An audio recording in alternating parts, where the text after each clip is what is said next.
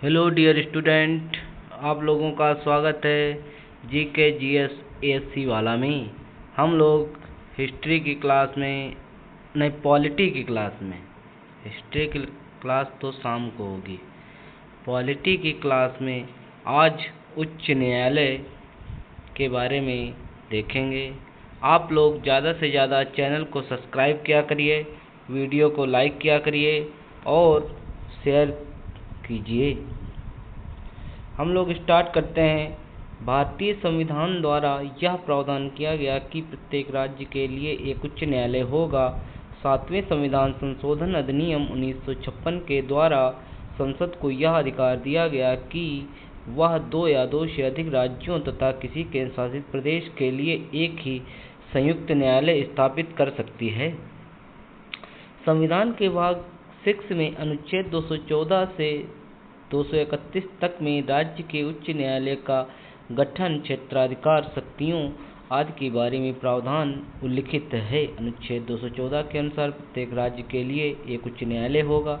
अनुच्छेद 231 के अनुसार संसद विधि द्वारा 2 या अधिक राज्यों और किसी संघ शासित प्रदेश के लिए एक ही उच्च न्यायालय स्थापित कर सकती है। आगे देखते हैं। उच्च न्यायालय नाम, स्थापना वर्ष इलाहाबाद उच्च न्यायालय 1866, उत्तर प्रदेश, खंडपीठ प्रयागराज, मुख्य पीठ है प्रयागराज और इसकी खंडपीठ लखनऊ में है। आंध्र प्रदेश 1 जनवरी 2019 की स्थापना हुई। अधिकारिता क्षेत्र आंध्र प्रदेश, मुख्य पीठ अमरावती। मुंबई 1862 में स्थापना हुई। महाराष्ट्र, गोवा, दादर और नगर हवेली तथा दमन और दीव, इसकी मुख्य पीठ है मुंबई में और खंडपीठ है नागपुर, पणजी एवं औरंगाबाद। कलकत्ता उच्च न्यायालय 1862 में स्थापना। पश्चिम बंगाल और अंडमान निकोबार, इसकी मुख्य खंडपीठ कोलकाता में है और इसकी bench circuit bench port Blair और जलपाईगुड़ी में। छत्तीसगढ़ उच्च न्यायालय 2000 में छत्तीसगढ़ में बिलासपुर, इसकी हाई कोर्ट बिलासपुर में। दिल्ली हाई कोर्ट 1966 में दिल्ली, नई दिल्ली कोर्ट। गुवाहाटी 1948। असम, नागालैंड, मिजोरम एवं अरुणाचल प्रदेश, गुवाहाटी में मुख्य पीठ है और खंडपीठ कोहिमा, आइजोल और ईटानगर। गुजरात 1960 में स्थापना। कहाँ गुजरात में? 16 अहमदाबाद। हिमाचल प्रदेश 1971, हिमाचल प्रदेश शिमला। जम्मू और कश्मीर तथा लद्दाख 1928 में स्थापना। जम्मू, श्रीनगर तथा लद्दाख। श्रीनगर में इसकी मुख्य पीठ है और खंडपीठ नहीं, श्रीनगर में मई से अक्टूबर तक कोर्ट और जम्मू में नवंबर से अप्रैल तक। झारखंड उच्च न्यायालय का स्थापना जो 2000 में झारखंड के रांची में। कर्नाटक 1884 में कर्नाटक, बेंगलुरु में इसकी मुख्य पीठ है और खंडपीठ है धारवाड़ और गुलबर्गा में। केरल उच्च न्यायालय, इसकी स्थापना 1956 में। केरल एवं लक्षद्वीप, कोच्चि में इसकी मुख्य पीठ है। मध्य प्रदेश 1956, मध्य प्रदेश, जबलपुर मुख्य पीठ और खंडपीठ है ग्वालियर और इंदौर। मध्य प्रदेश 1862। तमिलनाडु एवं पौंडीचेरी, मुख्य पीठ है चेन्नई में और खंडपीठ है मदुरई। उड़ीसा 1948, उड़ीसा, कटक। पटना 1916, बिहार, पटना। पंजाब एवं हरियाणा 1966, पंजाब, हरियाणा एवं चंडीगढ़, चंडीगढ़। राजस्थान 1949, राजस्थान, जोधपुर, पीठ जयपुर। सिक्किम 1975, सिक्किम, गंगटोक। उत्तराखंड 2000, उत्तराखंड, नैनीताल। मेघालय मार्च 2013, मेघालय, शिलांग। मणिपुर मार्च 2013, मणिपुर, इम्फाल। त्रिपुरा मार्च 2013, त्रिपुरा, अगरतला में। तेलंगाना 1 जनवरी को 2019 को तेलंगाना, हैदराबाद में। आगे देखते हैं।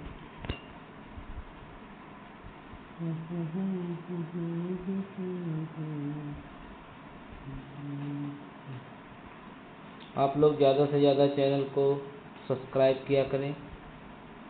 आगे देखते हैं, प्रत्येक उच्च न्यायालय के मुख्य न्यायाधीश एवं अन्य न्यायाधीशों की नियुक्ति राष्ट्रपति करता है। उच्च न्यायालय के मुख्य न्यायाधीश की नियुक्ति राष्ट्रपति द्वारा भारत के मुख्य न्यायाधीश और संबंधित राज्य के राज्यपाल से परामर्श के बाद की जाती है। अन्य न्यायाधीशों की नियुक्ति के संबंध में संबंधित उच्च न्यायालय के मुख्य न्यायाधीश से भी परामर्श लिया जाता है। अलग अलग उच्च न्यायालयों में न्यायाधीशों की संख्या अलग अलग होती है। राष्ट्रपति कार्य के आवश्यकता अनुसार समय समय पर इनकी संख्या निर्धारित करता है। उच्च न्यायालय के न्यायाधीशों से संबंधित राज्य के राज्यपाल शपथ दिलाते हैं। उच्च न्यायालय के न्यायाधीशों के सेवानिवृत्ति की अधिकतम आयु सीमा 62 वर्ष है। इससे पूर्व कि वे राष्ट्रपति को संबोधित कर अपना त्याग पत्र दे सकते हैं। उच्च न्यायालय के न्यायाधीशों को भी उसी प्रक्रिया से पदच्युत किया जा सकता है जैसे कि उच्चतम न्यायालय के न्यायाधीशों को पदच्युत किया जा सकता है। उच्च न्यायालय के न्यायाधीशों को राष्ट्रपति के आदेश से पद से हटाया जा सकता है। ऐसा राष्ट्रपति आदेश संसद के प्रत्येक सदन तथा पद से हटाने के लिए उसी सत्र में विशेष बहुमत से पारित प्रस्ताव के आधार पर जारी कर सकता है। उच्च न्यायालय के न्यायाधीश को उच्चतम न्यायालय के न्यायाधीश के समान प्रक्रिया तथा सिद्ध कदाचार और क्षमता के आधार पर ही हटाया जा सकता है।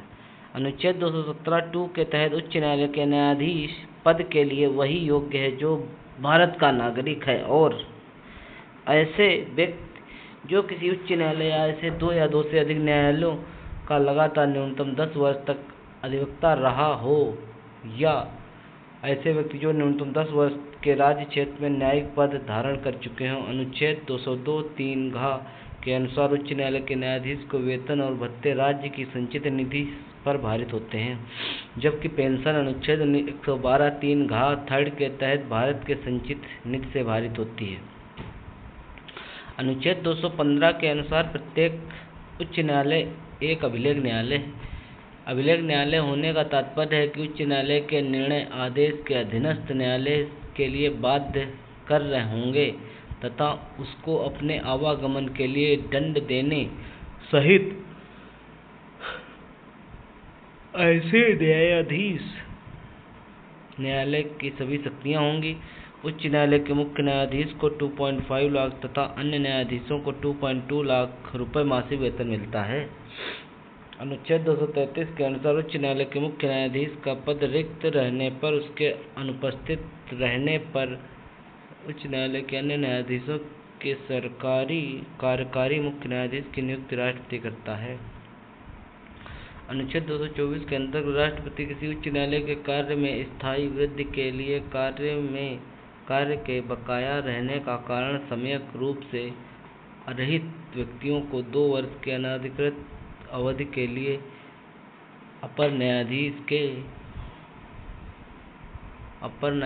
के रूप में नियुक्त कर सकता है तथा किसी उच्च न्यायालय के किसी न्यायाधीश की अनुपस्थिति रहने या कर्तव्य के पालन में असमर्थ रहने की अवधि तक के लिए सम्यक रूप से अरहित किसी व्यक्ति की कार्यकारी न्यायाधीश जज के रूप में नियुक्त कर सकता है। ऐसे न्यायाधीश भी 62 वर्ष की आयु तक ही पद धारण कर सकते हैं। केंद्र शासित प्रदेश में दिल्ली और जम्मू कश्मीर के पास अपना उच्च न्यायालय है। भारत में वर्तमान में कुल 25 न्यायालय हैं। कुल 7 उच्च न्यायालय के अधिकार क्षेत्र 1 से अधिक राज्यों संघ राज्यों क्षेत्रों पर भारतीय संविधान का अनुच्छेद 247 संसद को अपने द्वारा बनाए गए कानूनों को बेहतर प्रशासन के लिए आंतरिक अदालतों स्थापित करने की शक्ति देता है। भारतीय संविधान के भाग 6 के अध्याय 6 के तहत अनुच्छेद 233 से 237 तक के अधीनस्थ न्यायालयों में प्रावधान किए गए हैं। 1862 ईस्वी में सर्वप्रथम तत्कालीन कलकत्ता, बम्बई तथा मद्रास में उच्च न्यायालयों की स्थापना हुई।